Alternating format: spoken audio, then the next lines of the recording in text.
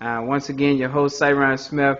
Now, Rebecca, we just did the video of you educating us about raccoons, and I told you I wanted to do another video about bats and about the penguins. Well, not the penguins, pigeons.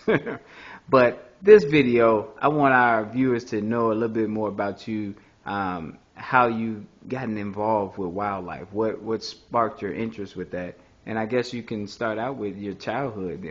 Were you in a forest preserve when you grew up, or what? That's a good question.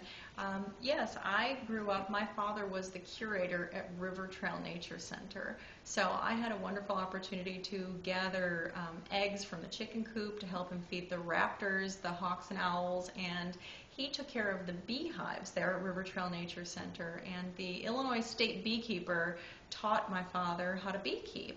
And my father has a little arthritis in his hands, so when he does his beekeeping, he doesn't wear any gloves because he thinks the occasional sting is medicinal for his arthritis. What? Yeah. Are you serious? I guess it ties back to ancient Chinese medicine. Now, what year was this? Well, I'd tell you how old I was if I told you that. This was in the 80s. So, but he still does this to this day. He's Wow. 69 years old, and he still does his beekeeping with no gloves. But I asked him one time, I said, "Hey, Dad, if you don't wear gloves when you do your beekeeping, how come you always wear your head veil?" Okay. And he said, "It reminds me, it makes me hearken back to the man who taught me beekeeping." And I said, "Why is that, Dad?" And he said, "When a one-eyed beekeeper tells you to wear your veil, you just do it." Okay. Excellent. Now, so this is that I figured there was something with wildlife that got you motivated by it. And so walk me through that process. So you were excited about it. He didn't force you to do it, so you No, not were at all. interested. Right, exactly. I've always been very interested in wildlife, and especially where it converges with public policy and public health. So I began studying issues like raccoon roundworm, histoplasmosis in birds, especially carried by pigeons, and I became really interested in how we can make our city cleaner and healthier for humans while still having a natural environment where we can observe and support a diverse wildlife population. So I became interested in urban wildlife management specifically. Now, so when you were a child, you knew you were going to grow up and do the work that you're doing now?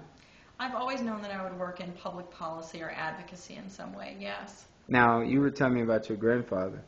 Yes. And particularly in the African American community, we know police brutality is just historic and things of that nature. Can you educate my viewers on what your grandfather did to impact our community? Absolutely.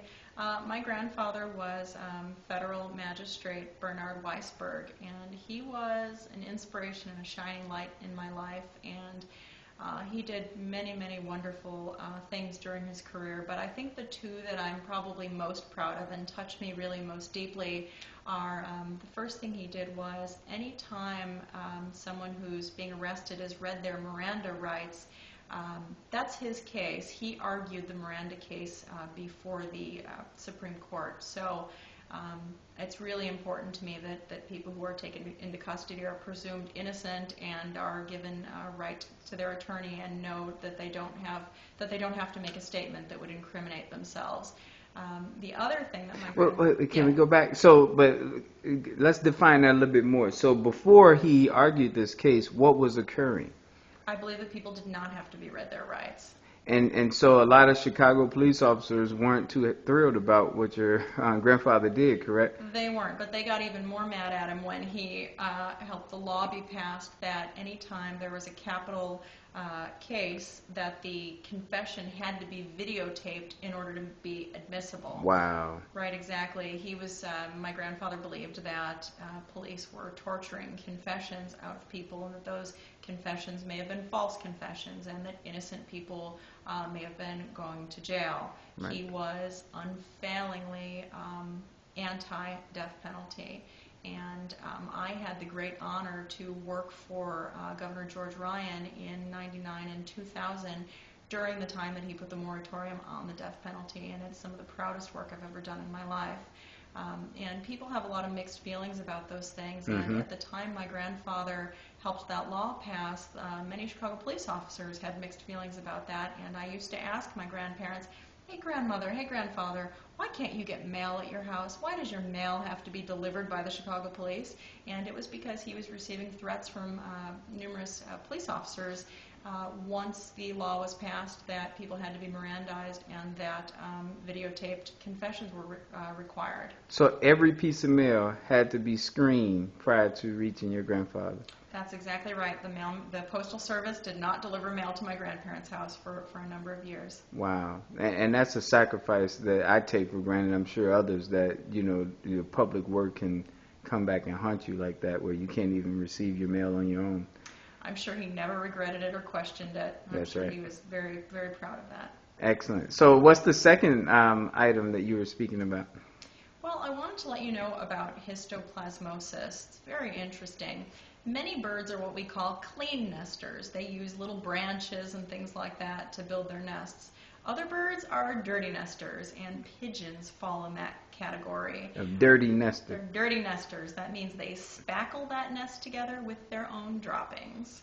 Wow. Yeah. Now, what I'm going to do, we're going to come back to a second video so you can educate us on the pigeon droppings. But can you show our audience the bag before we go to that third video? Absolutely. This is a completely vegan-made, non-leather Astro satchel Wow. made in New York City. And I ordered mine with a pigeon on it because I want to take every opportunity I can to educate people about histoplasmosis in Chicago as an important public health issue. Wow. All right. On the next video, we're going to go deep into that.